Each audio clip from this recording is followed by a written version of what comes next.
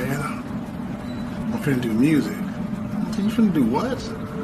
He said, I'm finna do music. I said, what you know about some music? And he said, oh, I'm gonna do this with Dre and, you know, make this group and make this music. And he gave me like a couple of ounces of crack. And he said, man, I'm out, man. I ain't doing this no more. I said, well, I took it and I said, good luck, buddy. I'm gone. I kept doing it. So being affiliated in the dope game, of course he knew people from everywhere because he dealt with all type of people from all over. You know what I mean? And that was basically his street affiliation, you know what I'm saying? So he was a real cat from the street, no doubt. You know what I'm saying? People who know. Mind you, this is like 89, although Eric has started his label in like 86, 87, he really didn't focus on acts that he signed. He was more focused on putting out the Eazy Does It record and the NWA Straight Outta Compton record. And when that blew up, now, you know, his label was established and now he's ready to, you know, put out other artists. And he told me they was tripping and they threatened him. And I couldn't believe that, you know, but it wasn't Dre, you know. So I couldn't believe, you know, like, nah, not Dre, like, nah, Suge and his people and all of that. Basically telling, because Suge actually came up to Eazy and put his arm around him, and then they walked off, and Suge was like basically trying to threaten him a little bit. So me and my brother walked over there, and Michael Conception seen us talking. Snoop mobbed up, and so Michael Conception was like, man, this ain't the time and place for that. So actually, when we went outside, we thought they was gonna try something. So we sent one of our homeboys back over here to Watts, and he brought like 7 guns. You know what I'm saying? Brought the guns back. We all got a pistol. We stepped outside and we pushed up on Suge and him like, what y'all want to do? We thought y'all wanted to do something. You know what I'm saying? City G's, the real motherfucking G's, we didn't want to present Compton as a gangsta town because it's not. There's beautiful homes and neighborhoods there. And that's why I brought in the helicopter and did the aerials of Compton and showing these beautiful neighborhoods. And that life's awesome. It's beautiful there. And I wanted to present Compton in a very good light. You know, he was just ahead of his time, the guy. I mean, that's what the Ruthless radio show was really about. Unfortunately, we started in July 4th weekend of 1994, and he passed away March of 1995. So we didn't really get to get it off, and then he was sick the last 3 months of it, so he only really caught like 5-6 months. So at that time, they made it official. Eazy was in the hospital. Now, remind me that at this time, he was very sick, and from what we gathered, he was signing a lot of paperwork. The paperwork that he was signing is not a secret. He was signing, different documents pertaining to the run of the company. Last time I talked to Toker, we used to go down to Mexico with him, and he was saying how he spoke to him and said, "Get him out of here." He didn't want to be in the hospital because you remember, I think they were the only ones that really got. Did you get to see him when he was in the room? Yeah, I think they were the only ones that got to see him before they moved him to that last room. Because remember, they moved him twice. They moved him like in the middle. What the fuck is that about?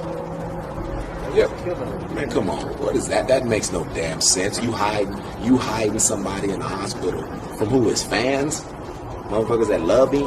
You know what I'm saying? We was all on one floor. The fools was in the hallway crying and everything, and he wasn't even on that floor no more. Yeah, that was gangster. And he was a visionary. He was a great visionary. And I just think it's so tragic that he would be taken from us on March 26th of 1995, and I myself have never been satisfied with the facts surrounding his death.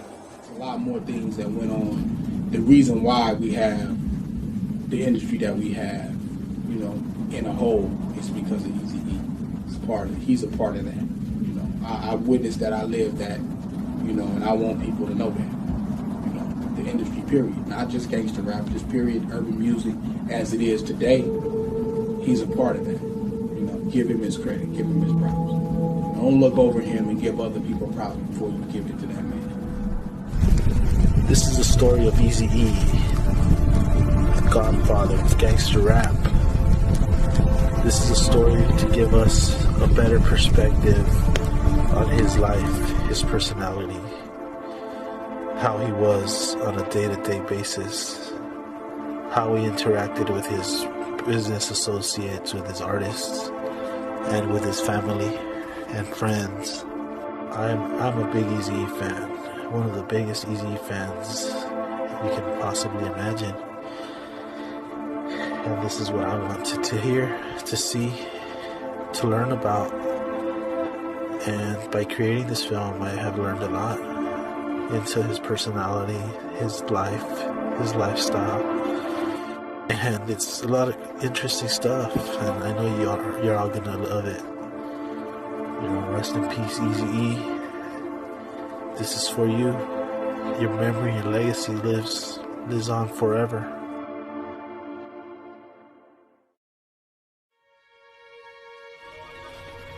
My name is Sergio. I am the owner and creator of EazyCPT.com, RuthlessFamily.com, and a few other Eazy Ruthless related websites. This documentary is something that I've always wanted to put together.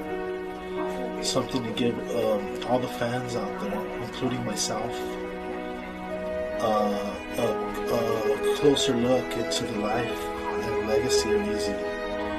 I'm a big fan. I know there's so many fans out there. And I know that we all share a very similar story. We all share the story where we first heard of Eazy and we were immediately hooked. And I hear that story told many, many times by other fans.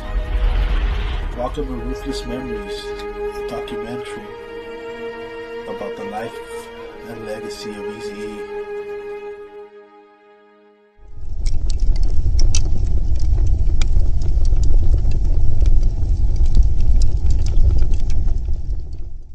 But I'm the Big A, originally OG from Compton, born and raised with Eric Wright, Eazy-E, AK, as everybody know him. And I'm part of that beginning of the blueprint. I knew Eric before he was Eazy-E. Eric was a good friend of mine. We did a lot of things together prior to the music business and prior to the streets, you know what I mean?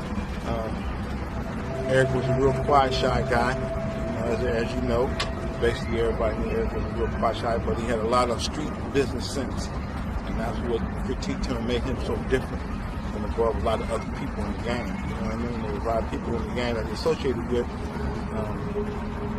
that knew the artistic abilities but didn't have the business sense. And since he was a futurist, he had that business sense. But I knew Eric before he was Eazy-E.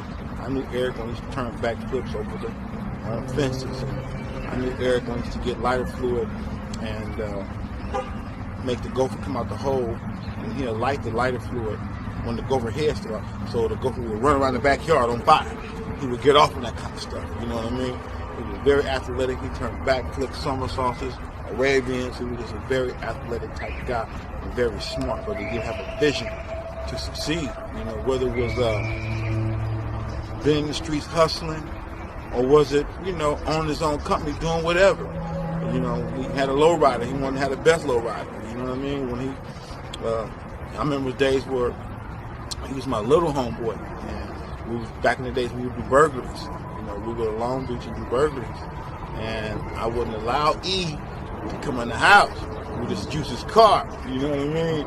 And we would have all the merchandise in the car, and he would see color TVs and the VCRs. He's like, man, let me buy that for my mom. I'm like, no, Eric, you don't give moms, you know, stolen goods. We sell this and go get the money. You buy something brand new.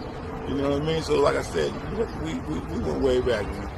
Eric always observed, and because he didn't use drugs and smoke or drink in his early part of his life, that, you know, that kept him above the rest. You know, because all of us, we were a little bit older than Eric, just a little bit, not that much, but you know, we was always, you know, smoking weed. You know what I mean? Drinking 40s, and he didn't like the way beer tastes, nor did he like the way the weed smelled. So, you know, That's why he became successful into the street business that he created, that he's a part of. You know what I mean? He made a lot of money hustling. Eazy was he chose his friends. See, he chose his friends. He chose the people he chose to hang around with. You know what I mean? You had to really know Eric to go to his house, knock on the door, ask him to come outside. You know, Eric was an early bird. He'd get up real early. I had a homeboy, Greg Tucker. Eric rapped about him in a couple of songs, you know what I mean? But Eric admired Greg because Greg was, you know, he was good at stealing cars. He would always have cars, so Eric would actually get up early in the morning and wait on Greg's porch, which was next door to me. We lived around the corner from each other. We lived on one street. I lived right over the street, the next street over. And which was Greenleaf. And he would wait on Greg to get up, man. You know, that's how Eric was, you know what I mean? He would wait up early in the morning, wait for Greg to get up, get us all up, and we would go do what we do, whether it's just hang out the house and, you know, get into mischiefs, or if somebody had stole a car, we go joyride and stuff like that. And Eric started, you know, I think he got a little job or something. He got him a little money in his pocket and, you know, started a little side hustle. Bought his first car, which was a 73 Glass House Caprice, maroon with a white vinyl top. Yeah, it's cool. MC Ren, revolutionary. Nah, MC Ren, you know. But I am a revolutionary, though, for sure. You know. What are you on that? When I was young in the streets, ain't the same way it is now. You know, motherfuckers getting caught up, and, you know, but it was a lot of fun, too. You know, everybody else talk about the bad parts. But shit, that shit was fun, too. You know what I'm saying? But it was like the same as it is now. You know, everybody's still doing their thing, man. It was hard back then, you know what I'm saying?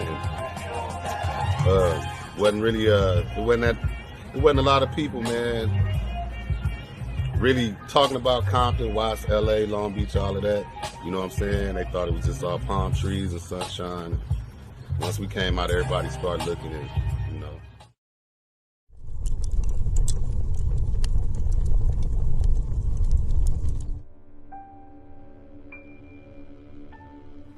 I'm a big man. I was Eazy security, and I considered him one of my best friends. When I first met well, it was way back in the day. Me and his cousin, Big Horace, was friends, and he was his, you know, his little cousin. And Big Horace was, he moved a little weight in the neighborhood, and he was this little runner. And when Horace passed, somebody killed him, and pretty much he inherited the business. And we just hit it off from there, doing what we had to do in the streets. Oh, he was, man, he's just like Ruthless. It was about his money, about making money, marketing, doing everything. I remember when he got some stuff from Horace had hid, and he called me over to his house, and he said, I said, what are you gonna do, man? He said, well, I'm finna rock this stuff up, I'm gonna sell it. I said, okay. And he had some big old boulders. I said, what is that, dude? And he said, oh, just like 50. I just grabbed the whole bag. I said, no. You can give me that for 50. Don't give nobody else that. And I showed him how to cut it down, because he only knew wholesale stuff. He didn't know how to do it on a street level. He would have been giving away too much. So I said, no, man, break it like this. That's what you give to people. That's what you give to people.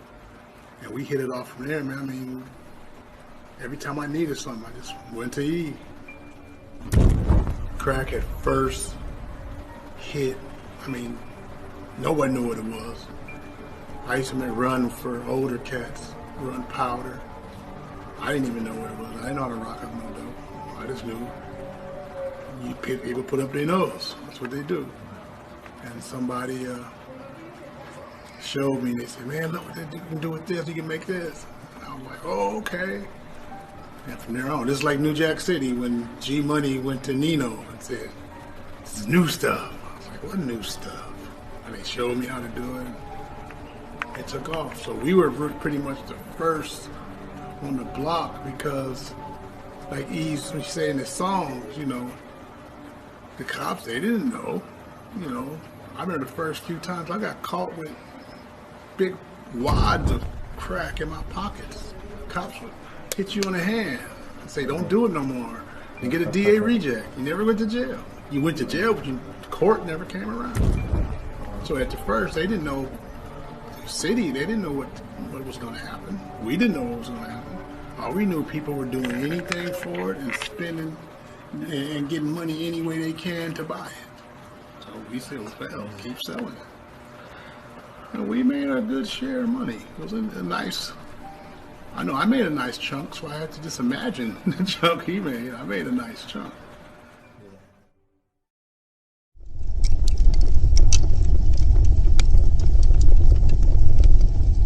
Eric necessarily didn't, you know, per se gangbang. He was just like, you know, you didn't have to gangbang to be affiliated as a gang member. You know what I mean? If you notice, he always claimed, you know, Southeast Compton. You know what I'm saying? Because his relationships and friendships was on both sides. So his affiliation was like, you know, if I get along with these dudes, and I'm part of these dudes, I'm from Compton. Because, you know, a lot of people don't understand. Back in our days, there wasn't such thing as the different sets that broken up in Compton. You know, Santana Block, Line Drive, Kelly Park neighborhood, South Side. You know what I mean? It wasn't really broke up. It was all CC Riders, Compton Crips. You know what I mean? Back in the days, there wasn't such thing as, you know, all the different sets that broken up into Compton. Now, you know, if you was an OG, you know, you just CC, Compton Crip. You know what I mean? So basically, you know, Eric's affiliation was Compton Crips. So that's why he was able to claim, you know, Southeast Compton. But his affiliation in his hood was between N Hood, Kelly Park, and Lang Drive. We all lived in those three sections. Yeah, and back in those days, just living in the neighborhood, you was affiliated with the gang. That's just how it was. And I never knew E to claim a neighborhood like that. He would flow all over the place. He had business places with people. Everybody knew E. But he had the backings of a lot of the gangs. He was just a hustler, man. You know how it is. You grow up in the hood. You don't have to be gang banging, but you got homies that gang bang, or you just affiliated or whatever. He wasn't. He was just about paper. You know what I'm saying? About paper. You know what I'm saying? You know, 'cause he was cool. He ain't never done nothing to nobody funny. You know, he ain't have loose lips. You know how to, you know, keep stuff to yourself. You don't be tattletelling and all that kind of stuff. But I know he claimed in hood, but I never heard him myself just yelling it out, throwing up signs. That's just wasn't how he rolled. But he was down for what he had to be down for. BG Knockout. Most people remember the real Compton City G's with Eazy. Rest in peace. Eazy grew up in Compton. You know what I mean? He grew up actually in Kelly Park. He was actually affiliated with Kelly Park, but the whole side of Compton where he grew up at was the neighborhood Crips, the Kelly Park Crips, and the South Side Crips. So he was actually affiliated kind of with all those people in that area. And Eazy thing was, Eazy always been about money. You know what I'm saying? He was never really a gang member where he went and did drive-bys and rode on different sets for the hood that he grew up in, where he was from. But, you know, he was affiliated over there. Eazy got into the dope game real early, you know. Man, he used to do his thing, man. He used to do his thing, and, you know, everybody know where we come from, where we grew up at, what he was doing. But he turned it, you know, took that money, started his company and did all of that, man. You know, he was out there big. When I was like 12, 13, 14, like that, he was doing his thing with that. You know what I'm saying? He always had the tightest shit, tightest cars, money, jewelry, all that bullshit. So he was doing his thing, man. And one day he just said, I'm going to do this record thing. Because back in the day, even when he was balling, you know, before he really got real big doing his street thing, he had him and Dre had like a DJ crew, you know what I'm saying? And they would go around called High Power Productions. And And they would do like house parties, you know, in the neighborhood. They would get paid to do shit up in other neighborhoods and cities. So he was always into music and shit like that. Like as far as trying to do the house party shit. And when Dre blew up with the Wrecking Crew, and he got back in contact with Dre, just, you know, just blew up. And I never forget, one day I came over his house to pick up something. And he said, I remember Dre, I think Dre was there. And at that point, you know, I never met none of the cats. I knew Ren just from seeing him around. But Q, Dre, Yella, I didn't know none of them cats.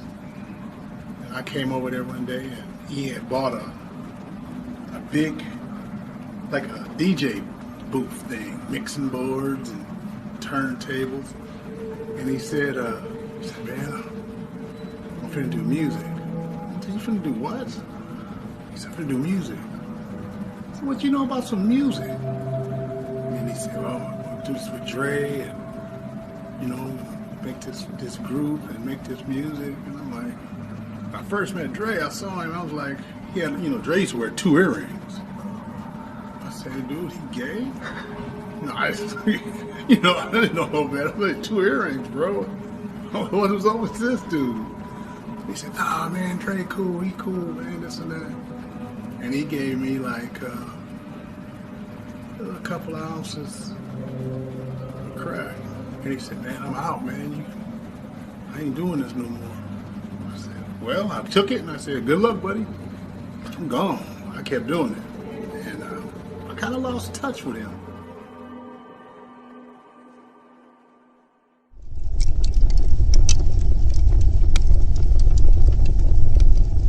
Well, anybody out there who don't know, I'm Yomo from Yomo and Marquis.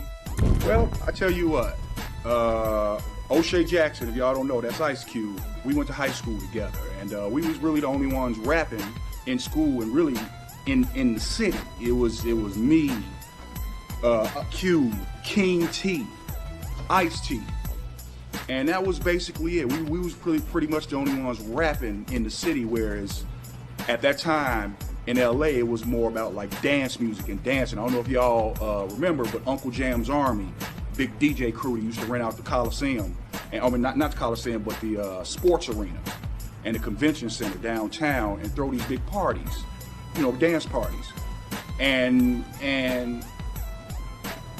you know, Dre was with them. He was with the World Class Wrecking Crew, all that, right? So Q called me at the crib one day. Now, mind you, we in high school.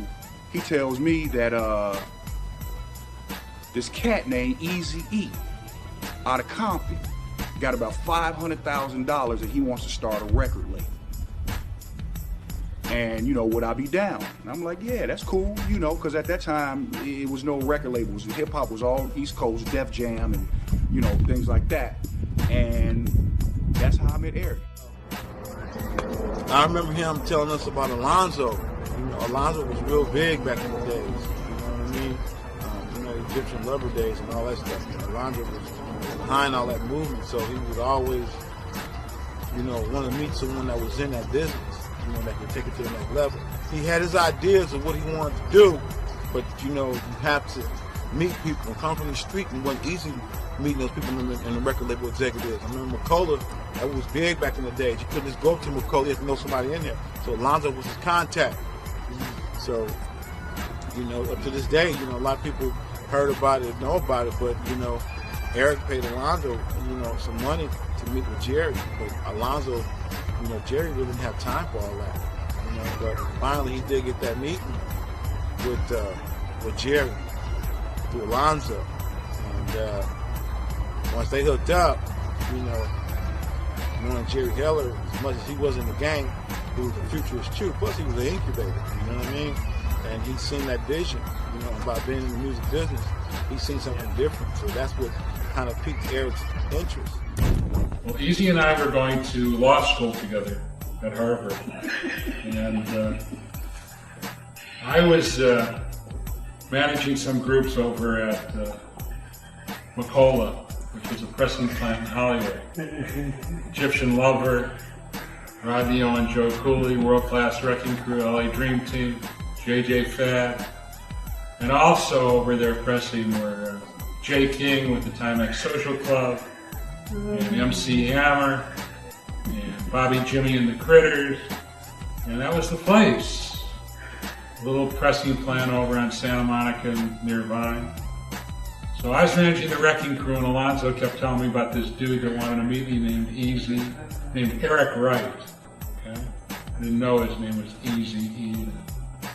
And finally, after about 2 months of bugging me, I agreed to meet with him because he had promised Alonzo $750 to introduce us.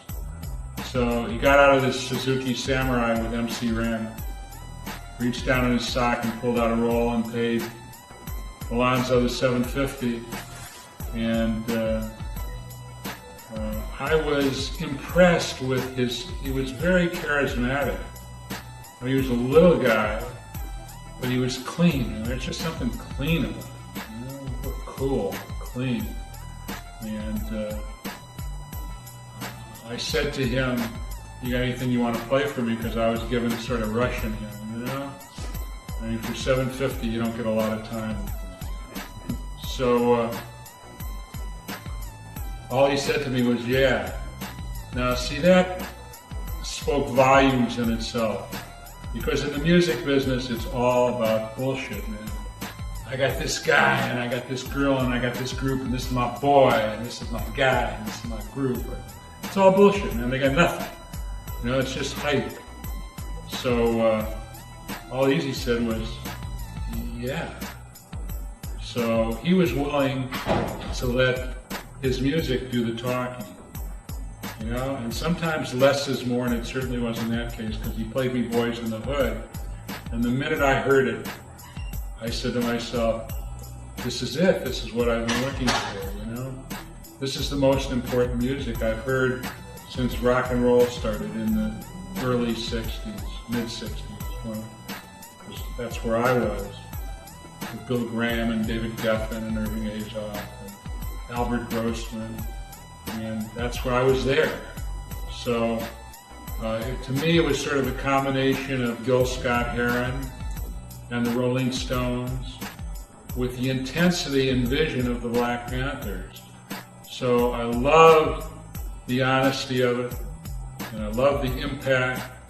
And I said, play it for me again. So he played it for me a couple times, and played me another song. And I said, what do you want? He said, I want to be 50-50 partners. So I said, you know, it's going to be better if this is a black-owned company, because your idol is Berry Gordy, and I'm going to make you Berry Gordy. I said, and you're going to change the stereotypes of Little Richard and Bo Diddley and Jackie Wilson and all those early great rock and roll artists that were more or less taken advantage of by white mob guys in the music business.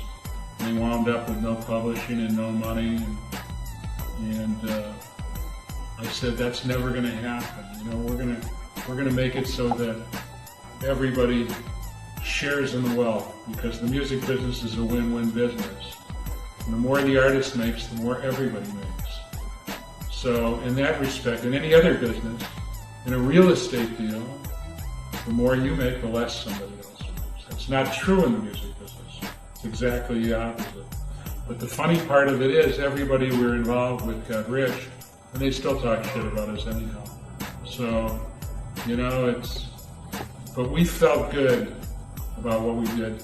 And he could certainly be proud of his legacy. You know, they told me it was going to be called Rock House Records, because that was the term for, you know, a dope house or a crack house. They used to call it rock houses. And we sitting in a studio. Now this is at Lonzo's world-class studio. Lonzo was the leader of the Wrecking Crew. You know, him, Dre, DJ Unknown, Clientele, and Yella. We sitting in Lonzo's world-class studios at his house, and I don't know. I really wasn't feeling the whole Rock House Records. So I'm looking through the papers. That's 1986. And at the time, the movie Ruthless People was out with Danny DeVito. And I said, you know what? Man, why don't we just call it Ruthless Records? Rest is history. So really, for y'all that don't know, Yomo Marquis named Ruthless Records. Only myself and Eazy knows that. And now you guys know that. Man, just being young, doing house parties, you know, doing that type of stuff, man. And G stayed around the corner, you know what I'm saying? He set up his label. He knew I could rhyme and hooked me up, man. You know, start being with him every day. Signed me to a solo contract, and that didn't work out, you know what I'm saying? So he just pulled me into the group, and ever since then, we've just been mashing. You know what I'm saying? Jerry and Eazy rented a little office space in a strip mall in the Valley, and they was running it out of there, and then, you know, things really start to blow up and take off, and they got this nice office space, still in the Valley, but in this really nice building. And the atmosphere was it was fun, man, you know, because I was young, I was a kid, so, you know, it was money around, and we was doing things, and of course making music, and, you know, going to clubs, and VIP this and VIP that. It was really an experience.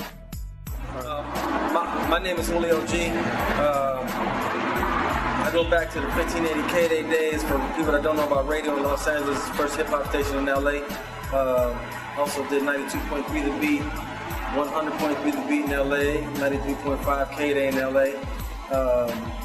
And also, I knew Eric Wright, Eazy.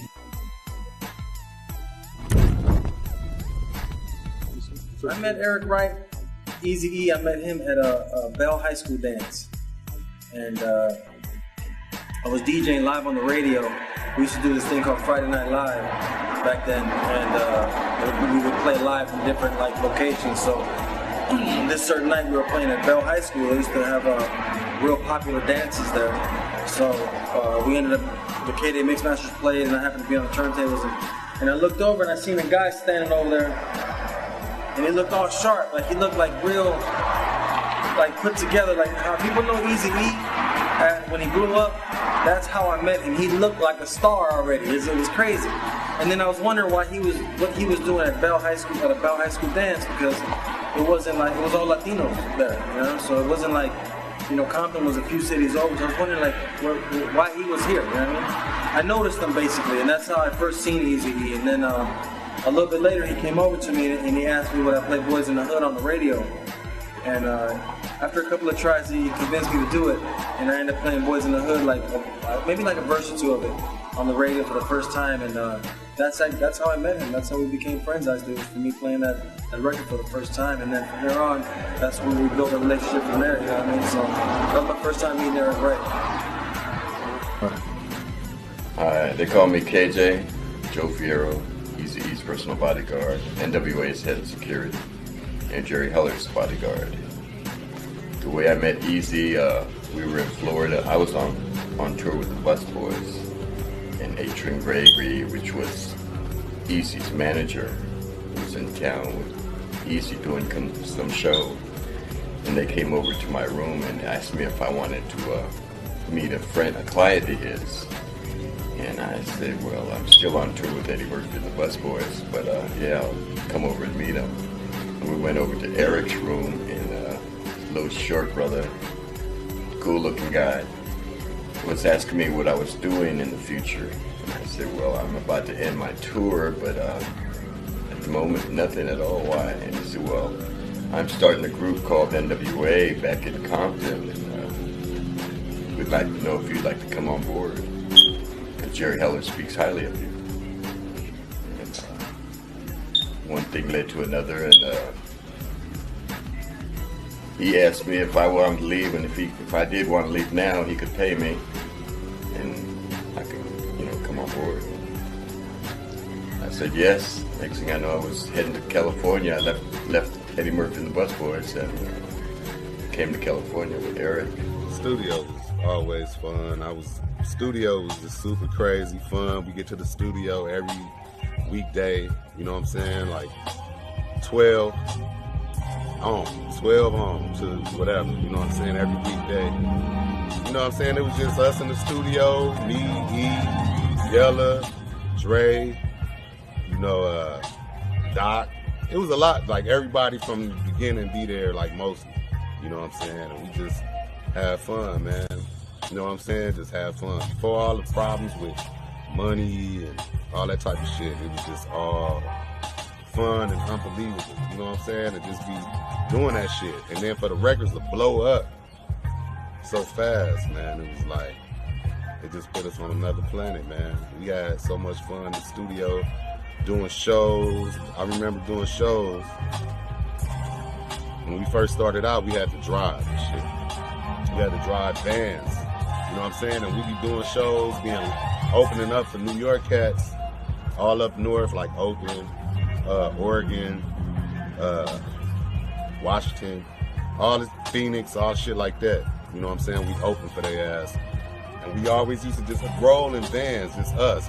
Me, E, Dre, Yella, Speed, Cube, and we just roll in the van. So we spending all this time stuck on a little ass van, you know, doing shows. You know, you're gonna have the little riffs and shit, but because you so confined with each other for that amount of time, but it was just fun, man. Just, I think of them days in the vans and staying at fucking motels and shit, not hotels. We was in motels at first and shit, doing shit like that, man. And it was like, all that shit is classic.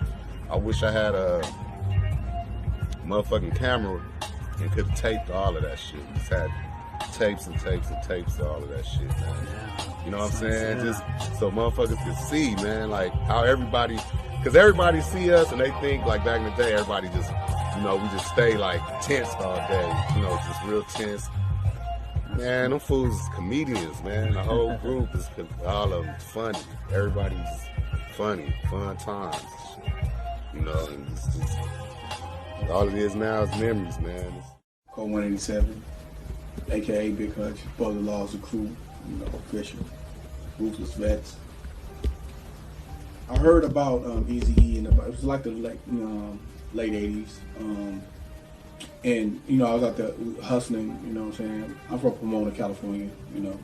And, you know, at the time, like, street music really wasn't, it hadn't surfaced, like, far as, like, you know, how it is nowadays to where, like, you know, it's full blown, basically. It was all core underground, just hip hop in general. And, my crew Above the Law, we was writing kind of like the same type of music at the time, but, you know, from the perspective of a hustler, you know, in the streets, you know, really getting grimy, pushing weight type of aspect. And we really felt what NWA was doing, you know what I'm saying? Eazy-E, the whole conglomerate and everything. And that's basically how I kind of gravitated to what Eazy was doing, you know. We had a mutual friend, which was Laylaw, which was our DJ and our crew at the time, Gomac, which was his brother, and he wrote songs with NWA and worked at Ruthless Records at the time, and we shot him a demo, which was the Living Like Hustlers demo, and this was like 1988, early 88, and you know, they dug it. At the time, they was about to go on tour on Straight Outta Compton, actually Eazy Does It tour, and they was digging what we was doing. I mean, because we was some grimy street kids from Pomona, kind of doing the same thing that they was doing, but more like on the hustle of grind tip.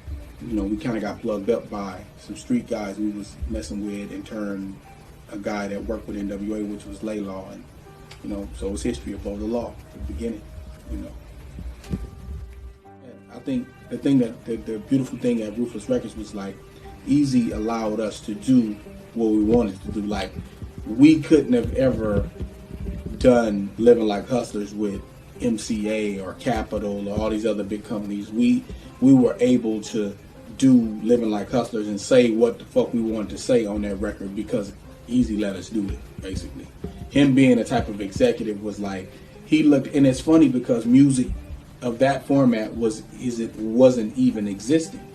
It's like that company created a whole new format for music at the time. You know, there was no gangster rap industry. There was no hardcore rap industry for us. Everything in rap was hardcore, but that was like hardcore rap on steroids. You know what I mean? And so for us to be able to be talking about slanging on the block and and murder raps and being untouchable and running from the police and, you know what I'm saying, us against the government, us against the world, and, you know, being above the judicial system and paying off judges and, you know, and all that stuff. That's taboo right now, but even then it was like, you know, it was like against the grain for real. I never forget one day, me and my girl was in the bed on a Saturday morning, and Yo MTV Raps was on the TV. We wasn't watching it, it was just on. I'm laying there half asleep, and I hear his voice.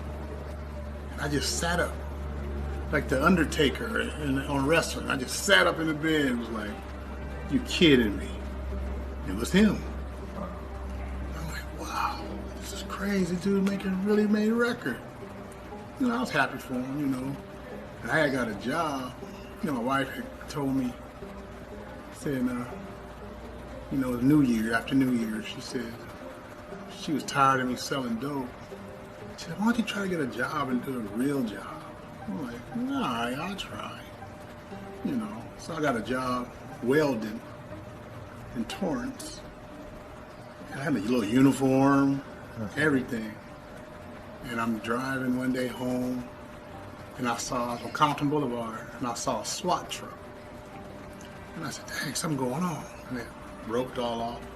And I was nosy, so I went in the alley around the back.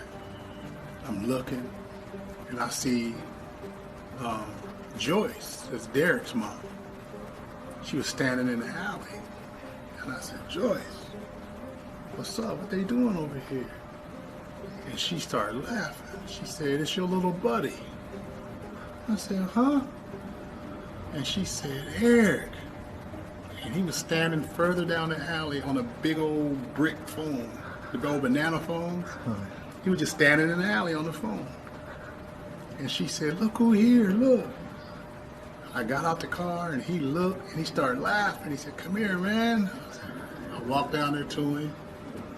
And he said, man, you got on a uniform? I was like, yeah, man. He said, you work? I was like, yeah, man. I said, man, ain't nothing though, man. I can make money, like, I can make a week's check in 2 hours, man. This is nothing. And he said, man, what do you do? And I told him. And that day, it was a Friday, he said, man, when you go back, quit that job, man. I said, quit? He said, man, I got you, man, quit. I said, all right. And the next day, they did, the next day he called me, Saturday. They had a show, Too Short, everybody. And we went there, and that's the first show I did with him, was there. And ever since then, man, I've been doing it to the end. To the end, we rolling to the end. I remember being in New York, New Jersey, and that Fresh Fest concert came to town. And I still didn't know that Eric was Eazy-E. I didn't even know about NWA. I was in the military, you know what I mean? It was hard to get, you know, new music in the boonies and stuff in the military, move from state to state. So I remember going to this concert. I was stationed in Fort Dixon, New Jersey, and I wound up going to Philadelphia to the Spectrum to see the concert, which is maybe 45 minutes away from New Jersey. And I go to the concert, you know, back in the days in the military, you had to keep the military uniform on when you went to the city, you know. So I had my fatigues on, and we go out to the concert, and we all went in a bunch. And, you know, we took there bobbing our heads, and I heard, you know, this group NWA out of Compton. I let everybody know I'm from Compton. Who could this possibly be? You know, so I'm thinking of, like, you know, the LA Dream Team, all those kind of like hits. They were big, but I didn't know the difference between the hip hop and the gangster rap. I didn't know the difference because we never heard of people cussing on records. So when, you know, when NWA came on stage, the way they was dressed, it was like I used to dress from the West Coast, you know, and when I started hearing, you know, Eazy, we want Eazy. I called my little cousin him on the phone while I was at the concert. Man, who was this Eazy-E NWA? He said, that's Eric. I'm like, Eric who? He said, Eric's on the corner. I said, what you mean? He said, yeah, he Eazy-E now, man. He a multi-millionaire. I broke towards the stage. And by me going over Eric, you know, he recognized me because I did walk up to the stage in the military uniform. And he did acknowledge me on stage, and then he got me got me as close to backstage as I could possibly get, and he asked me, what was I doing, in the military. I went to the Army and stuff, because we didn't see each other for a while. He was doing his thing. We was always homeboys, but, you might not see a homeboy for 2 or 3 years. You could be around the block with each other, but I had, got on him. At that point when I seen my homeboy, my little homeboy on stage, rocking these people singing their songs that I didn't never heard of, kind of astounded me and blew my mind, man. Starting of Ruthless became Eazy and JJ Fad. After JJ Fad knocked their album out, we brought Michelle A and the DOC. Did a few tours with the DOC. Then we went to London, came back. Above the Law was with us. Cocaine. It was a trip that happened in a little of no time. Eazy just sprung so fast, and NWA just exploded.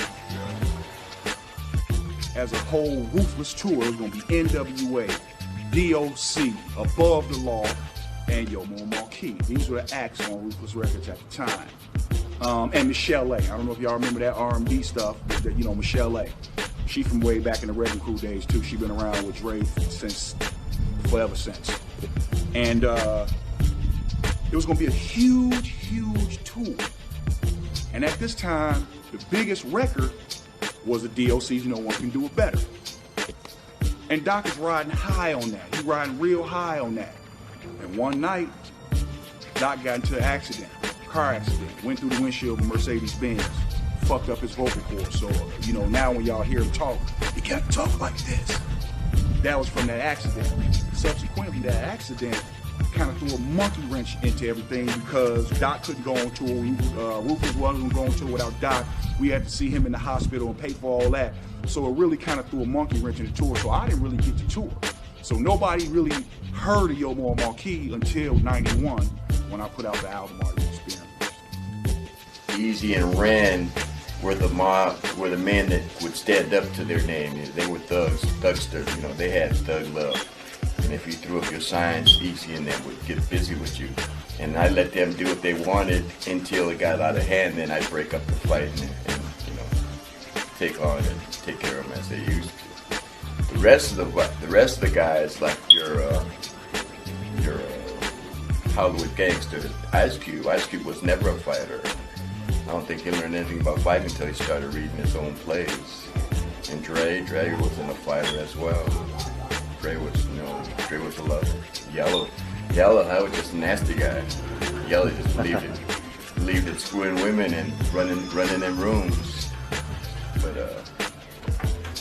we had a couple of times where people ran up on Eazy and Bobcat ran up on us in San Diego, and I didn't know who Bobcat was, and I jumped out of the Jeep and stuck a gun in his face, and Eazy had to yell up, "No, he's with us."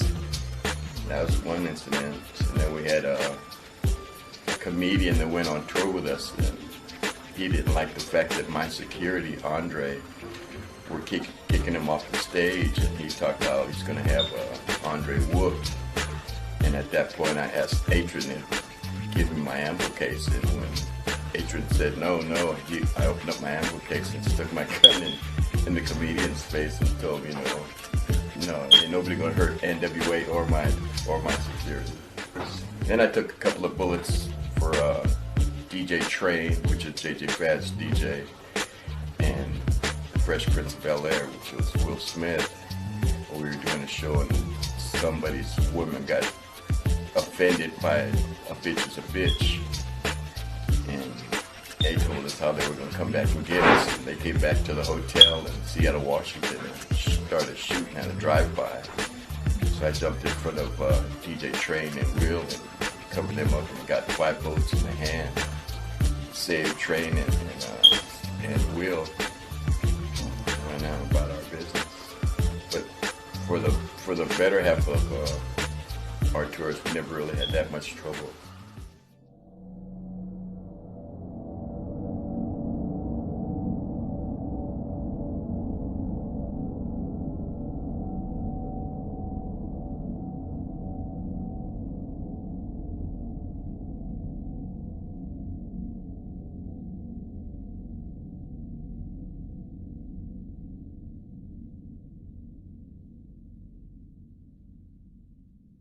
then after that second NWA album, Niggas for Life, Dre left. Because it was inter-company beefs between Dre and Jerry, Eazy's manager, and instead of taking, I don't want to say that. I don't want to say that Eazy took Jerry's side against Dre. I really don't know what happened, tell you the truth. I just know that Dre was unhappy. He felt like Jerry was taking money. And then mind you, Cube left NWA after the first album for the same reasons.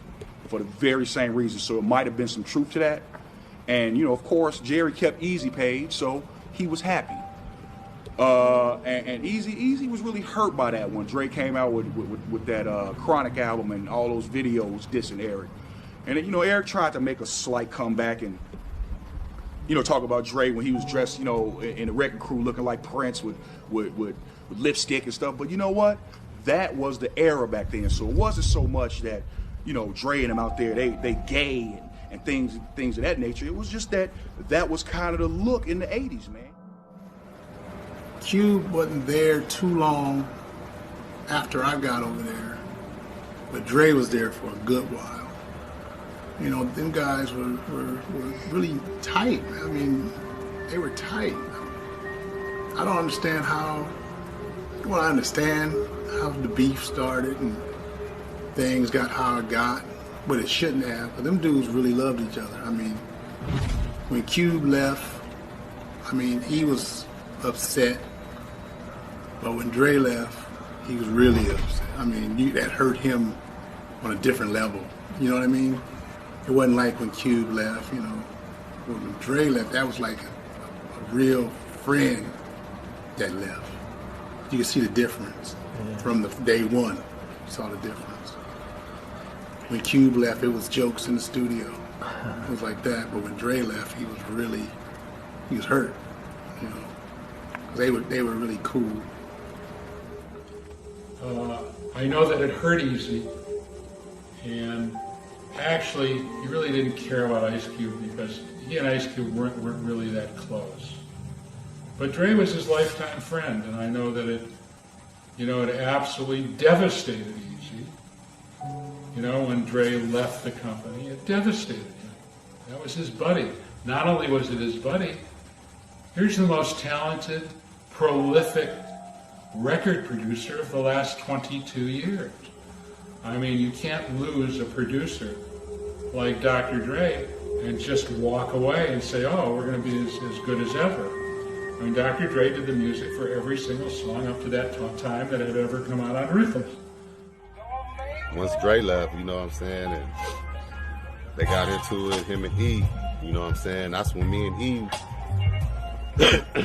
and E, we had stopped talking for a while because it was like I was still cool with both of them, and I was cool with E. It's like we just wasn't close no more like we used to be at that time because he wanted me to diss Dre, and I was like telling him like, man, I'm not gonna diss Dre. I said, man, because I wouldn't diss either one of y'all. I said, both of y'all like brothers. I said, I ain't gonna diss you with him and I'm not gonna diss him with you, And I know he was hurt for a minute, like, I could tell he was like, cause he was on one, But after all that bullshit boiled over, and I hooked back up with him and did motherfucking Real, and we was talking about it. He was like, yeah, you was right. You know what I'm saying? He was like, you was right, man. You was right. Because he was finding out a lot of shit at that time in his own personal life that he didn't know about. So he was like, yeah, he was right. Well, primarily, our mind state was that we got to move on, me being at the helm of everything and then being, kind of the understudy of Dr. Dre, I had to take the reins and then just basically, make sure the label had focus. The tone at the label was really just basically, we got enough momentum to keep going. I think it kind of went bad when it became Eric's fault that, why everything happened. But that's what happens when you're a leader. I just think the way it went down was really messed up because what I saw that it hurt Eazy because Eazy felt like, he helped a lot of people, a lot of us. You know, in it, I think it took a toll on him because he was closer to all of the guys from NWA than he was the new guys. You know, us, and you know, you had Shaky, you had all these different new people around us that we were writing and producing for him, and he didn't have Ren and Cube and Dre and all these people around. So the climate for him, I think, was kind of lonely, and just with learning us. You know what I'm saying, and wanting to trust what we were trying to do and take his career to that level, or even just keep momentum in his career out. And I just think it was because of the familiarity that he had with the rest of his group and everything, and then he got thrusted into something new. But the climate at the label didn't really change as much as people think, because like we went on and we end up doing like Black Mafia Life at the time, and you know what I'm saying, and then he went on and he ended up doing I guess it was its own 187, Dr. Dre, and then we did Uncle Sam's Curse. So the label was kind of had a focus, and then we signed Bone, shortly after that. But in that time with the beef type of situation, it was kind of like everybody kind of that were together as a family kind of went every direction and aired out their dirty laundry of how they felt about the head figures of who here, and everybody kind of just got off, and was it healthy? No, it wasn't, because at the end of the day, a lot of people said a lot of shit that didn't even know what the fuck was going on. You know what I mean? And a lot of people should have left well enough alone. So because I think at the end of it and the demise of everything, as far as Eazy, everybody felt like they did it for the wrong reasons. You know what I mean? That everybody broke camp for the wrong reasons, and nobody ever really worked out everything that they wanted to work out. And don't get me wrong. I think everything runs its course. I think everybody grow out of each other. I just think people have to be man enough to sit down as men and say, hey, this is what I want. This is what I want to do. And that wasn't done. So the climate at the label, I think, with Eric was he basically got left hanging. He got hung out to dry. But we kept moving. We kept pushing. We never really wanted to like have issues with Dre. I think that when they did Death Row, they more so wanted to have issues with us, more so to use it as a catalyst to build what they were trying to build. I think that's what I truly believe, because it's kind of what happened. A lot of the biting went on. People left with ideas they shouldn't have left with, and all kinds of stuff. And I think that was a tactic to kind of downplay us. The people who stayed down with Eazy, and versus really just throw him off of his point. But Eazy was a sharp enough businessman to say, hey, we got to keep moving, and we're gonna strike back. We're gonna keep moving. He understood about the label thing.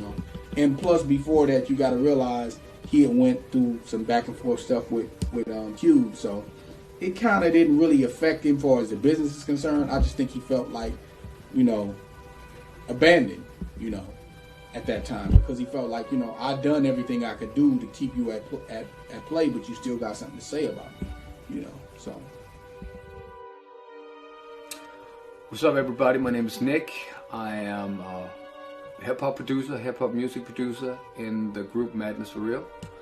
I've been producing ever since 1986, and I've been producing predominantly hip-hop, gangster rap. After a couple of years, we hooked up with our current manager at the time. He was a Danish dude, but he had a business where he took over U.S. rap acts and did concerts with them. People like EPMD and Queen Latifah and stuff like that. And he had a hookup to a guy called Dave Funkenklein. Dave Funkenklein was based out in L.A., and he was working on, at that time, a Disney-related record label called Hollywood Basic. He knew about us, and he actually hooked us up with our very first project. And Dave Funkenklein was so, he thought that we had something, we had some potential. So he hooked us up with a street promoter for Ruthless Records called Doug Young. Doug Young later on also worked for, He's a legendary street promoter in LA. He worked for Death Row, amongst others, after he worked with Ruthless. And he knew that Dre at the time had just left Eazy to go and work with Suge on Death Row Records. And then he knew that Eazy needed beats. So he called us up and was like, listen, I can try and see if I can place your beats with Eazy. And we sent him some beats. And Eazy was hooked. He was interested. He wanted to work. So, and Eazy, he was a guy that didn't just talk about it, he acted on it. So he sent us our tickets and said, come to LA and work with me. So we packed our bags, and in 1992, we stood at LAX and was ready to work. And first meeting Eazy was, that was the first time I was really starstruck. Eazy was, he was a funny type. This little dude with this huge charisma. He was very cool, very down to earth, but you can still tell that he was something special. He was funny in many ways. I remember back in the days, he only had like white cars. And I remember in his white cars, he had DAT tapes at the time. At the time, that was like crazy. I've never seen DAT tapes in vehicles. And not even ever since. 5150, this was a record we put out in December of one year. It came out like in January, and it was a real crazy record. That's one with Neighborhood Sniper on it. And Only If You Want It, and Naughty by Nature produced on that too. You know what I mean? So this is all this stuff is after Dre left. So we still was placking. So don't get it twisted. But Eazy, he was ready, and he was ready to work, and he placed us over at a studio in Torrance called Audio Achievements, where he basically started his Ruthless empire, where he before we came had used the studio he block booked the studio for many years with this legendary engineer called Donovan the Dirt Biker Smith. And we came in and started working right away. And our first task with Eazy was to produce. He actually came into us and said, listen, I need a Christmas song. We said, Christmas song? You sure? You want a Christmas song? Yeah, and I want a Christmas song, and I want you to incorporate at least 20 Christmas songs within the production. But you can't sample. You have to play everything. So our first task, and it was me and some of my partners from Madness for Real, and our colleague also from Denmark called Dr. Jam. We started doing this, and we couldn't fathom that Eazy had asked us to sit there and do Christmas music with gangbangers. That was for us hard to understand how that came up, what that idea was good for. But we did the track, and Eazy invited everybody from Ruthless to come and join him on this track. We were talking about Little Rascals, we were talking about Menage a Trois, we were talking about Advan Clan, who later on became Black Eyed Peas, and a bunch of huge group of people that was on the track. And track came out fat, and it's a Christmas song that we listen to every year, and I actually hear that they be playing the shit out of it around Christmas in LA. So that's I guess that's our legacy as well.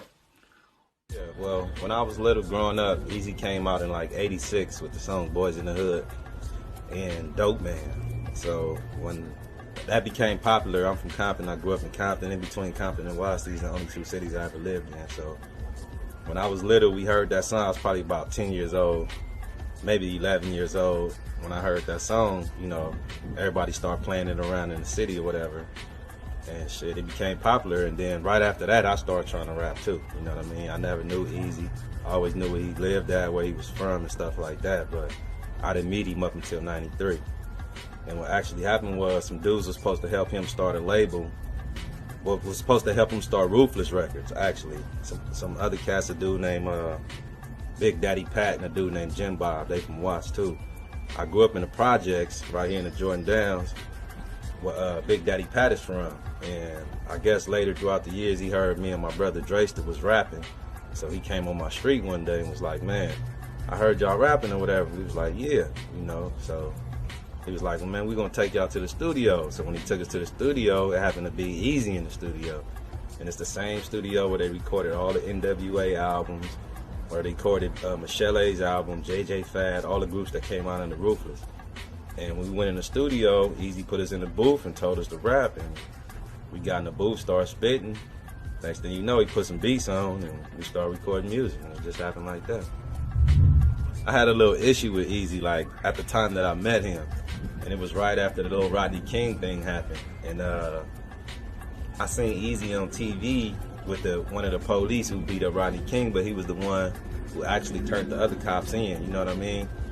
And Eazy went down there and supported him, downtown LA or whatever. So I wrote a rap actually dissing him, you know what I mean? I had a rap dissing him. So when we got to the studio, Pat and Jim Bob was like, man, this nigga got a rap dissing you. So Eazy told me to say the rap, and I said the rap to him, and he just laughed, like, you know what I mean? But after that, what he did was, he was like, he said, I'm gonna smoke you out. So he got a gang of weed. He wrote up like 20 joints or whatever. So he said, I'm gonna smoke half, you gotta smoke the other half, and we're gonna see who can smoke the most. We got to like 7 joints and I couldn't hang no more. So he outdid me and shit. But it was always, you know, when I first got around him, I was just like starstruck a little bit because I was like, damn, this little motherfucker I've been admiring my whole life, trying to, you know, actually walk in his footsteps, you know what I mean? But it was all good though. The best part about directing videos for Eazy was, well, so much was great. It was going into Ruthless Records, sitting with Jerry at Eazy in Eazy's office, throwing ideas out. You know, Jerry's super hardcore, really pretty straightforward guy and a powerful man. To be sitting with him and Eazy and some of the crew, I just felt so honored to be on that couch, to be be driving in there and to do so many videos for Ruthless, to work with these great groups, to work with Above the Law and Ren, Cocaine, oh, what a great guy, and shoot all those videos and all those locations, and to be, I was so honored to direct Real Motherfucking G's, and I'm so grateful I knew him. I'm so sorry he's gone. It's after I did my first video with Eazy, he said, Marty, you're doing all my videos, and I didn't realize that he was serious. And the next one we did was Above the Law, VSOP, and then Call It What You Want. It's 187, you know, I'm chilling at my video. It's fat, it's mega, it's all that proper, you know what I'm saying? I know what you're saying. It's the whole pot of gumbo to hold down some family in the house. Yeah, Ruthless. Little Abraham. Come in, move forward. Yeah, you, come on. Little Abraham, what up? He said, yeah, you. Yeah, get you. crazy, get wild. Tell him what's up, man. Kiss my black ass. And when we were working with Tupac, Eazy very hands-on. He's watching the monitor with me, and I could tell he's really liking how Call It What You Want was. We had Trench and Stretch there. We had Digital Underground. We had Money B, and Ren was there, and it was just a great experience. Just all the Ruthless Records people were there, and I remember Eazy leaning over to me saying, Marty, one day you're gonna be somebody. It ain't today though. I think that was a compliment. I mean, like when I met Eric in the beginning, he wanted me to play some more records of his, so then they brought more records. And that's how we developed that relationship. And so I played like, after Boys in the Hood, then I played like Dope Man, and then I was playing like Panic Zone, and what other records I was playing of his? I played Eazy Does It, Radio, when those came out, he came and brought those. You know what I mean? He was on top of his game, or he had somebody bring the records. You know what I mean? So I worked with him through those. You know, that relationship was there through that time, and then later on, K-Day was over. The radio station was over. Later on, he came some years later and wanted us to get back on the radio at 92.3 The Beat, and that's how he first came over because he wanted to sign Kid Frost. We had an album. First came over, now I remember. He first came over because Greg Mack brought him over to our house. Greg Mack was working at his label. I guess he was helping him with some stuff, so he said, you should come over and see Tony and Julio. So he came to our studio, and he was working with a group called HWA. And when he came to our studio, I had the DAT of Kid Frost's album that had been shelved at Virgin Records. We had been dealing with Virgin, they weren't cooperating, we couldn't get nothing done with them. They were just holding our record up. So I played it for Eazy, and I remember him sitting there listening to it. And like he had no expression. Like he just sat there, and in my head I was like, damn, should I even have played this for him? Because I just thought like, this is Latino style rap. This ain't even this dude's trip. Like, what am I even playing? After like the third song, I felt like, damn, why'd I even put this on? Because he wasn't making no expression. He was just listening to it like this. Not smiling, not fiddling with nothing, just standing there like.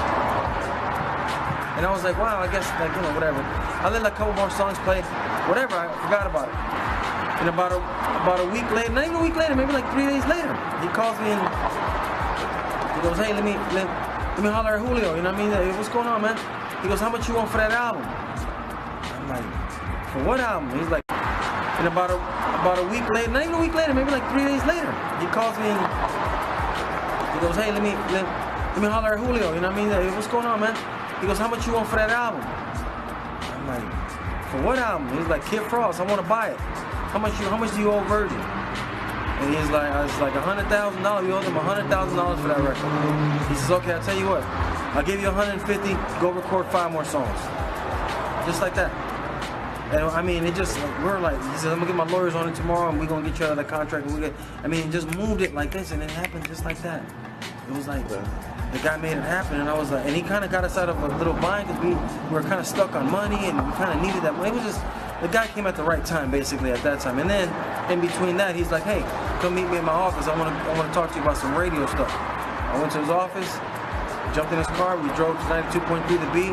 I did a little bit of talking. He barely even talked, and somehow we got a radio show out of it. And that's how, you know, that became, and it was crazy because I wasn't trying to get back on the radio, you know, I wasn't even trying to do any of that. And it's like, if it wasn't for Eric, you know, I wouldn't have continued that radio thing, you know what I mean? It was because of that guy that he pushed me into that. Let's go into here, man, you need to do this. And I told him in the beginning, I said, Eric, I don't have records like that, dog. I don't DJ like that. Because I was only DJing on tour with people. I wasn't like mixing at clubs, and so, you know, I had to buy records. I was kind of over it after 1580K. They put a bad taste in my mouth, you know what I mean? Like the whole radio thing. So he went to some stores and he showed up at the studio with these bags, like the ones that the DJs carry, like those bags, but they were like full with records. And his whole trunk was like, hey man, is this enough records right here? And I was like, oh my God, what did you do, dog? I went and bought 2 copies of whatever was out. So those records, I still have those records to this day. It's like, that's the kind of guy he was, you know? He's like, if he needed to buy something, he'd get it for you. Like, that's not the issue. If the records are the issue, let's get you the record so we can move on. And that's why I love Eric. And I always compare people to Eazy-E. It's like after working with a guy like that, even though I know a lot of celebrities and a lot of people, it's like there's only certain people that are, when they say they're a boss, there's only a real small amount of people, even though they may say they are, that really know what that means and know how to carry themselves and do it that way like a boss. And that's why I understood about Eric. And I'm very fortunate for that reason, because it helped me with how I look at people because of dealing with him. Because I realized when you really want to boss, you got to take care of your people. And he was really good with that. He knew how to take care of his people. If people only knew how many checks I seen him write to people, take care of their bail or their warrants or pay for their phone bill or pay for this. I mean, that guy was he was giving, man. And like, I don't think people even come out to express that enough. You know, that how much I seen it personally. And I'm sure his closer friends that were around him more, they could say, we're gonna say the same stories in this documentary. They're gonna sound the same because that's how Eric was. He was a giving guy. People had no clue how much of a giver he was, you know what I'm saying, to people. He was a giving guy, man, you know what I mean? What's up? My name is Diamond Ice Girl, and I used to be signed to Ruthless Records. I was in a group called GBM, Gangsta Bitch Mentality. Signed to Eazy CEO of Ruthless Records affiliation with Jerry Heller. And I'm here to let you hear my part of the story and what I used to do with Ruthless and my affiliation. And I guess I'm gonna start it from here. I was the last girl that came in GBM. They had a girl group. It was Silky Fine, T-Ski, Chan. It was a girl named Storm, but I guess she didn't make it to the group, so the homegirls called me to come through and audition. And I went in an audition, and Chan, Silky was already my homegirls anyway. Shoot, and they just put me in a group. And then there it was, we was GBM, and a week after that, he gave us some Ruthless Records contracts, and I called my lawyer, Lee Young, which is Ice Cube's attorney, Mac 10's attorney, a music attorney that's in the game, and we signed our contracts when we was signed to Ruthless Records. I'm Stefan, also known as Roach Killer, the original. I was signed to Ruthless in '93, put out an album in '94 called Tripping With No Luggage, and a single called Frostbed. But prior to that, I was a television host, you know, dancer, choreographer, and whatnot. So I was in Eazy's video. I think easier said than done back in the day when I had my curl and whatnot. And then I started hosting shows for him. He had these talent competitions called the Eazy Ruthless Extravaganza. I'm trying to say that shit 3 times, 20, real fast, right? Yeah, so I was doing those. I was hosting them shows, and then me and Rhythm D linked up. And then one day, me and Rhythm D was at the house smoking, and Eazy came through the door, and he was like, "Yo, you know this nigga, man? He got a bomb voice." And Eazy was like, "Man, I already know that nigga, man. Woo, woo." And next, you know, the same day, I think he gave me my deal. As you all know, and if you don't know, I'm Baby Eazy, the second son of the godfather of gangsta rap. You know what I'm saying? Basically here to tell you a little bit about my life with my father, you know. My father was the greatest father I can only say, because as my father, I can't really speak for nobody else. But, you know what I'm saying? As a kid growing up, you know, I was around a lot. You know, I was included in a lot of scenarios my pops was in, as far as music videos, you know, going out as a family, you know, with my whole family. You know, my pops, he used to line up little events as far as having us all out, Disneyland events. You know what I'm saying? He was always there, and whether or not he was busy, somehow he made a way to at least provide for the family, to keep everybody satisfied. And, you know, it was a long but short trip for me and the rest of the family. But, you know, I used to be at the studio. You know, he used to drag me along with him at the studio. I used to be with him, Jerry Heller, going out to eat, Cheesecake Factory. You know, a lot of little shit as a child. I seen a lot. You know, experienced a lot just being around my pops in general, seeing how he handled everything on a business note, you know what I'm saying, from the streets, and how many people actually fucked with him in general, you know, because he was a real dude. So, you know, just a lot of shit. You know, it's probably like too much to really sit there and tell. I'd be on the whole motherfucking documentary if that's the case, as much memories as I got, you know. But all I know is, and I know how everybody feel, you know, but from a family standpoint, you know, I miss him. I love him, you feel me? I wish he was still here. It's a lot of people who really don't know what happened, including myself. I don't know the situation, but all I know is I'm just gonna contribute to keeping the legacy going, including my brothers, my sister, you know, whoever else want to feel they want to add to the pot. Really dope. What's up, everybody? It's your girl, Kenema Ivor. I used to host this show back in LA in the 90s, and it was called New Generations. And that's where I hooked up with my boy, Eazy-E.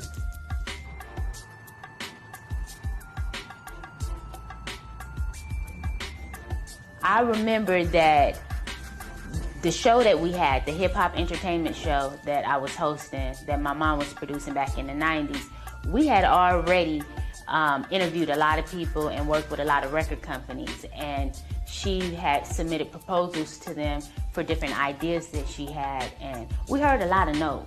We heard a lot of no's and went knocking on a lot of doors that did not open up for us.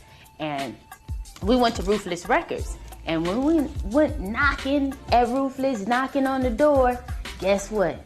He said, come on in, because he was a visionary. So when we submitted things to him that we believed in, he looked at it and he believed in it too. Since then, it was on and cracking with New Generations and E. Welcome back to New Generations. We're still here at the Mulligan Family Fund, and it's going down. And it's going down. I'm Los to your SC smoke blower. None fucking with legends, Eazy with a weapon. Yeah, I'm your nigga Los, man. Shit. I've been doing this shit since 95, man, 96, since I was going to Crenshaw High School. I met E through my cousin, actually, my homeboy's cousin, Cash East, my right hand. His cousin, Loco SAB. I met E through Loco SAB. He used to stay on right behind the Barbary Coast and shit. And that's the first time I met E. You know, he had came with Rhythm and shit, and Sad was like, man, that's Eazy E and Rhythm D. And I was just like, fuck, like, what it do, E? You know, shit. You know, like to be in the presence of a legend like that was amazing, you know. So, of course, a young nigga was like straight struck, you know. It was wild, man. And from that day on, you know, it's been Ruthless all the way, man. I was in the back, supposed to be next up and shit. You know, me and Cash East was doing our thing. And we've been here since then, man, you know, pushing this Ruthless legacy. From day to day, I lived with Eazy more than I did my own family. And I watched Eazy grow from not even a thug. He was just a little cool brother with an entourage of homies everywhere. And watched them start making records and performing and doing gigs everywhere. And every time we went anywhere, we had this following of people. People just loved Eazy. He was really good with kids. He loved kids. It wasn't disrespectful like the rappers of today. Even though we had a bitch as a bitch, but off the record, when we weren't on stage, he loved women more than anything. He was more respectful to women. But he did things to sell himself on tour and on shows. Off the record, he would be a gentleman. He loved women and respected women. On the outer surface, you could never tell if Eric had any problems or not, you know, but Eric was so deep within the business that it was more to it than just a breakup. There was a lot of internal things happening to Eric, you know, as an individual, as a CEO of a company. You know, monies, groups, contracts. He had Bone, but by him losing a friend and business associates, not only did he lose a friend, but business associates, he lost, you know, part of the company. You know, you're looking at Dre as, you know, the producer. You know, maybe his finances wasn't as big, but in a business sense, he was the producer of a lot of that music. And you had Suge, you know, working for Eric as a bodyguard for the DOC. So, you know, and then you had the DOC, who was one of the major writers over there, and platinum artists. You can imagine when you lose two of your main people in your company, and it wasn't like he lost them to someone he didn't know. It was that Dre them kind of like business up and learned more about the business and had, you know, to handle some things. I got the call late, or I think it was the next day, because I didn't get it that night. But we had a rule with him. He wasn't supposed to be out like that anyway. But that was he. He was going to go where he wanted to go. And he told me they was tripping and they threatened him. And I couldn't believe that, but it wasn't Dre, So I couldn't believe, like, nah, not Dre, like, nah, Suge and his people and all of that. And I couldn't really believe that from Suge either, because he was one of us. He was a DOC bodyguard. He was there. He was there with us. And I just, it was money. Suge got a taste of making some good money. And, I can't knock Suge because, I probably would have done something like that myself. He did what he had to do to come up. But it just, it was wild. It was a whole different period.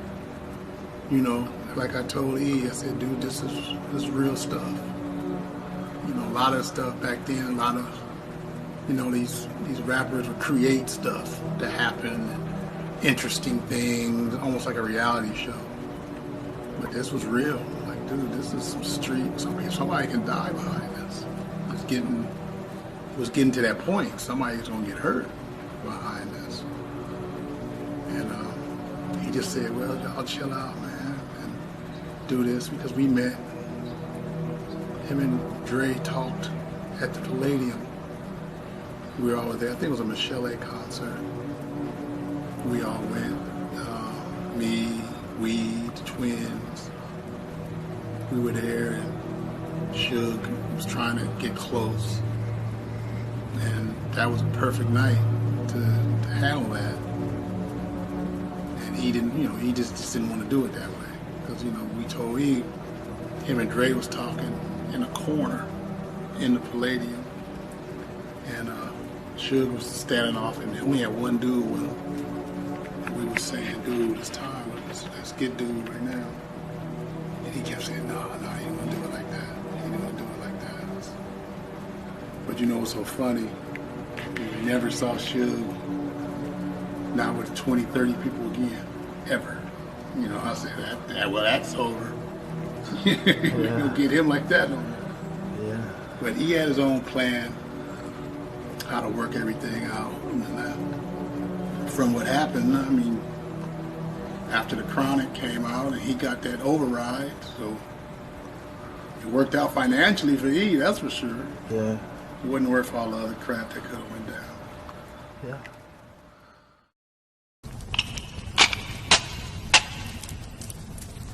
First, we thought that we didn't feel that Dre was going to leave.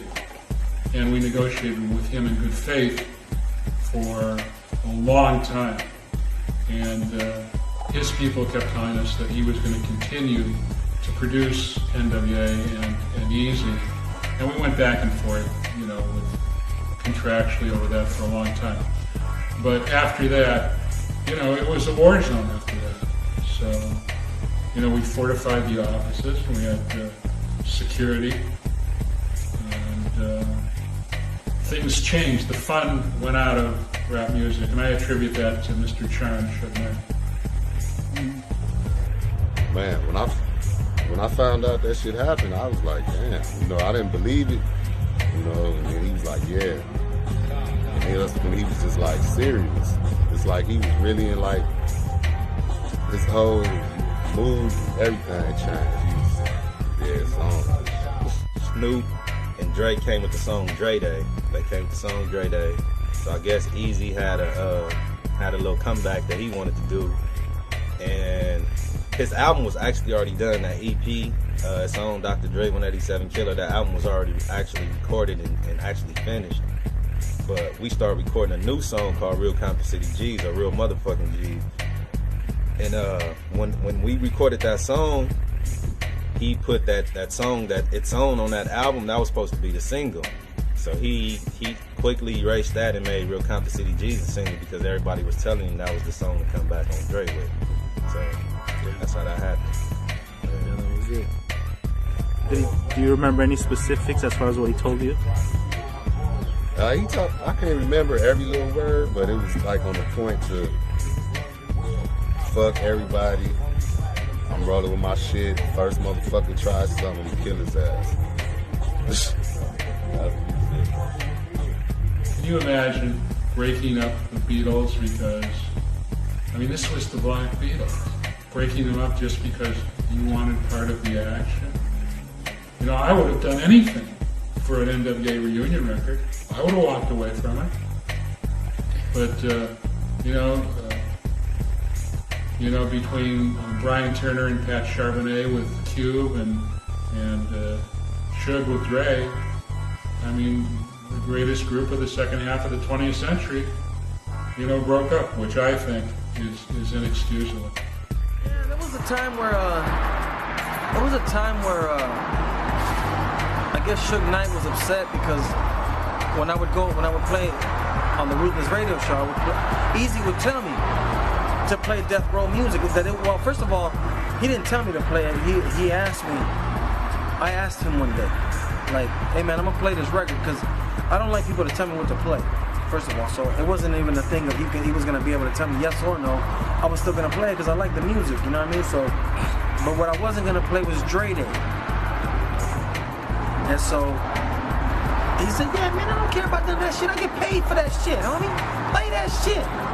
So I'm like, oh, okay, cool. So I would play Death Row stuff in between, So I guess Suge Knight during the week, he came up to the beat and he was upset. Like they were scared of him too. So he came in and told them, man, tell Eazy don't be playing none of my music. And they got all scared, man. They called us up and they were like, we gotta have a meeting and security needs to be beefed up. It was a real trippy thing for us. And they were like, I remember Eazy, they told Eazy, Eric, Suge Knight came and he said that he don't want you playing none of his music anymore and we don't want no problems with him. He's like, man, fuck Suge Knight. I don't give a fuck. Julio, this Saturday, play all that nigga shit. That's exactly what he said. And everybody in the beat was like everybody was so scared, bro. And he's like, oh man, fuck him. Julio, play that shit off, man, the whole shit this weekend. And so I went home and I had to change the whole idea of the show, what I was gonna do, because he wanted me to play all Death Row. So it was a trip. So I remember that night, it was myself, Tony, Eric, I think it was Yella, Big Man, and maybe one of the twins. I'm not sure if it was even both of them. It was like one of them, right? So when we're walking out of the beat, this is after the show was over, right? This is that Saturday, right? As we walk out, there was a gate over here, right? So as soon as you walk out, our cars are all parked over here. As soon as I walk out, like I look this way because I'm thinking, oh man, there's gonna be some fools at the gate. Like I'm thinking Death Row showing up. These niggas they're coming. I just in my head, I'm thinking they're coming, man. I look at it. Eazy taps me from the back. Man, why you scared, man? Why you scared? I'm like, nah, man. He's laughing because it was so funny. Because he was like, really? I don't know, man. Eric just wasn't scared of the guy. He didn't give a fuck. And it was like funny because I remember being all panicked. Like, oh man, I brought a baseball bat, and I was like, man, just in case these fools show up, I don't know what's gonna happen. And I mean, I'm rolling with Eric. I wasn't in their beat. I knew Suge Knight. You know what I'm saying? No, I didn't have no beef with the guy. You know what I mean? So. But that was a funny story. I never forget that one from Eric because he caught me all scared and shit. Like, why you scared, Julio? They ain't gonna come up here and do nothing, man. And it was just funny because we all started laughing. It was so funny, dude. I never forget that one, man. Eric was funny, man. I used to have a good time with that guy. He was so funny at that dude, man. You know, we would catch stuff on the street. I mean, just little sporadical stuff. You might run into a couple of dog pound people somewhere, and there'd be some words exchanged, some FUs, and you know, stuff like that. Caught Snoop at a Mickey Howard concert one night, and you know, we was wanting to mad dog him and bother him. It was so funny. I'm looking, I'm telling Twin, and they were like, man, this fool Snoop up here. You know what I'm saying? And he was sitting at the table with him, talking. You know, like, I guess, man, he had his, you know what I mean? He had his own way of doing stuff. You know? Violence wasn't Eazy's way. Eazy's way was everybody make money. We could do this and make money. Violence, we ain't gonna make no money. man. Okay. Like the first time we actually, after the songs came out or whatever, and all the little controversy was going on, you had the Vox channel where the video was being played every day. And I was still living in Watts, like the area I'm in right now. And we actually got nominated for a Grammy for that song. So we was at the Universal Amphitheater in Universal City Walk or whatever. And this is the first time that Ruthless and Death Row actually met up. And you know, after the song was out, and so it was a lot of tension in the air. And we walked into the thing, and Suge and all them was in there. Dre, all the Dog Pound, Nate Dogg, Daz, Corrupt, Snoop, and he even had the DOC with him. And then he had all his homeboys, all his blood homeboys. It was in there like 300 deep. It was only me, Eazy, my brother Drayster, 2 bodyguards, and one of the homeboys. Actually, Jim Bob, the dude who brought us to Eazy. And you know, we was in there, we got into it, you know what I'm saying? Like, we had words, and Michael Conception, from We All in the Same Gang, we put that project together. He seen us over there, like, getting into it, so he kind of stepped in and was telling Suge, like, you know, it ain't gonna go down like that. And Suge was basically telling, because Suge actually came up to Eazy and put his arm around him, and then they walked off, and Suge was, like, basically trying to threaten him a little bit. So me and my brother walked over there, and Michael Conception seen us talking. Snoop mobbed up, and so Michael Conception was like, man, this ain't the time and place for that. So actually, when we went outside, we thought they was gonna try something. So we sent one of our homeboys back over here to Watts, and he brought like 7 guns. You know what I'm saying? Brought the guns back. We all got a pistol. We stepped outside, and we pushed up on Suge and them like, what y'all want to do? We thought y'all wanted to do something. You know what I'm saying? So they kind of bowed it down. So we went our own way. They went their own way.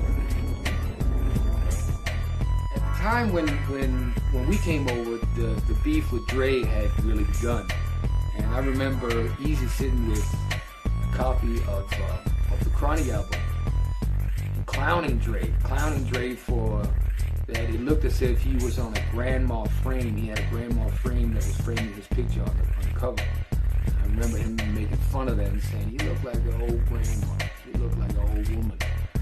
And Eazy was, of course, he was happy and unhappy at the same time. I could feel that, you know, because Dre was his homeboy, but he had to trade him. So therefore, he used this, as Eazy always would, as a business opportunity, and to catapult himself. And I mean, every time Eazy did anything at the time, he would sell at least $1 million. So I mean, a lot of people would hear about this.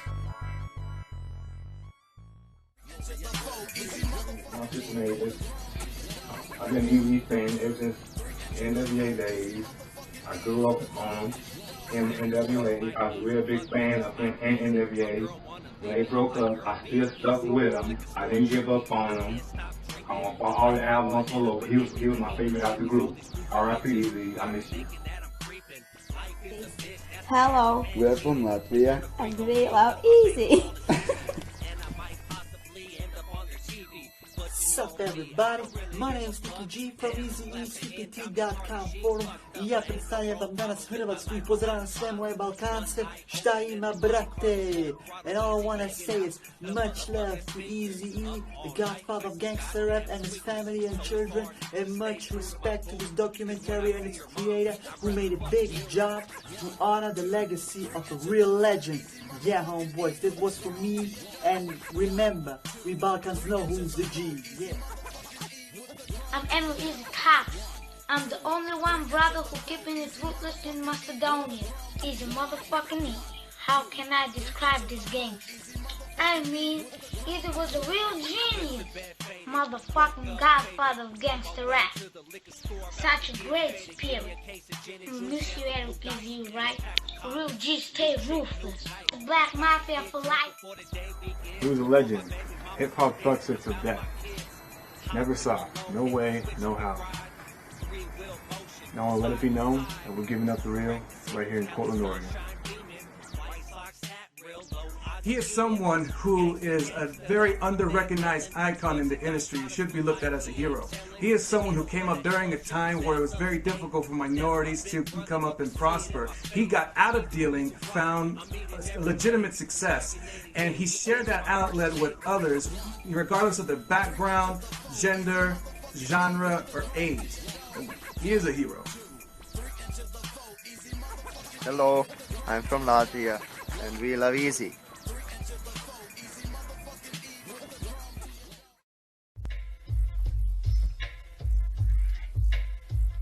What up, y'all? This is Mike 253 from the Eazy Forum, straight out of Tacoma, Washington. God bless the memory of Eazy. Rest in peace. 11/5/23.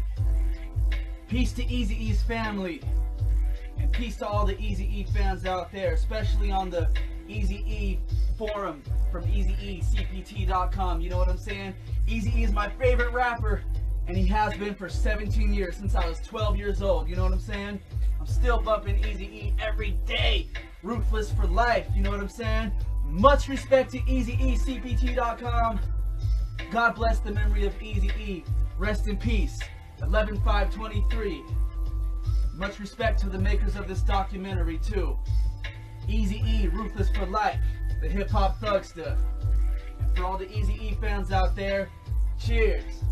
Sipping on a 40. Peace.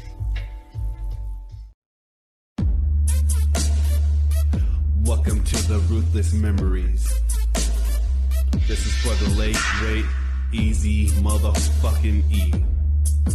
Let's do this motherfucking thing.